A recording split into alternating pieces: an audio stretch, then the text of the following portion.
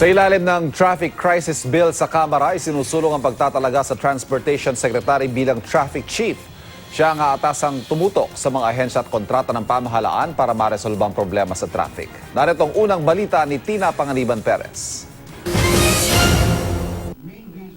Aprobado na sa House Committee on Transportation ang House Bill 4334 o Traffic Crisis Act of 2016 na inaasahang re-resolba sa matinding traffic sa Metro Manila, Metro Cebu at Metro Davao. Kasama sa mga probisyon ng panukala ang pagtatalaga sa Transportation Secretary bilang Traffic Chief. We have identified DOTR as the Traffic Chief. Unlike the Senate version, may creation of the Office of the Traffic Crisis Manager. Hindi ang Department of Transportation and Communication, Department of Transportation. Malawak ang kapangyarihan ng Traffic Chief. Mapupunta sa ilalim ng kanyang pamumuno ang mga ahensyang may kinalaman sa transportasyon. Siya rin ang may superbisyon sa lahat ng local government units sa metropolitan areas pagdating sa traffic crisis.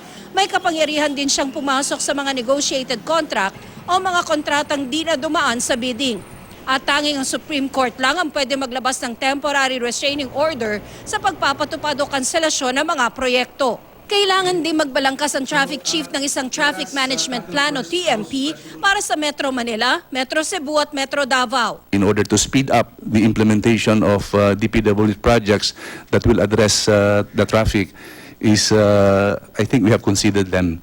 The putting up of one-stop shop, because nadidelay ang pag-implement because matagal yung pag-issue ng mga clearances coming from the LGU, MMDA, and even DNR, I think.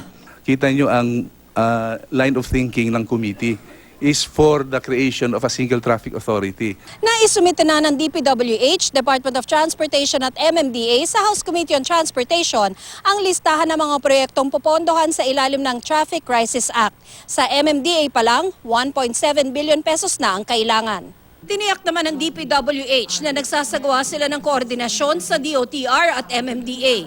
Ang ilang kongresista may mga rekomendasyon din para maibsan ang traffic, gaya ng pag-aalis sa mga nakabara sa mga kalsada. Get 50% of your enforcers to clear the roads. Applying this Crisis Traffic Management Act can compel these other LGUs, executive, to implement the unclogging of the secondary roads, which will help easing the traffic.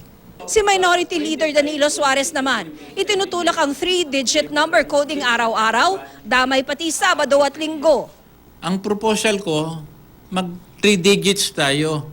1, 2, 3, 4, 5, 6, 7. Pero yung akin, tuloy-tuloy na. Huwag na natin lagyan ng window ang Saturday, Sunday.